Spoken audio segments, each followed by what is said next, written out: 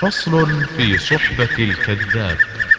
صحابة الكذاب كلامع السراب، يخلق ما يقول معلومه مجهول، يقرب البعيد ويؤمن الوعيد، ويبعد القريب ويأمن المريبا، يحلف ثم يخلف فلا يمين كلف، يمين في اليمين وليس بالأمين.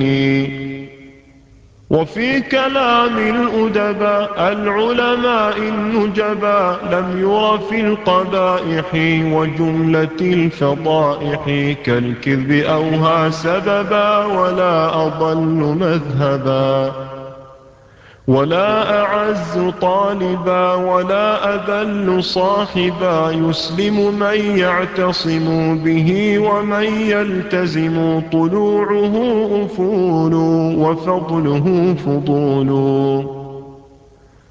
غليله لا يقع وخرقه لا يقع، صاحبه مكذب وفي غد معذب، فجانب الكذابا وأوله اجتنابا، واسمع حديثا عجبا في رفض من قد كذبا.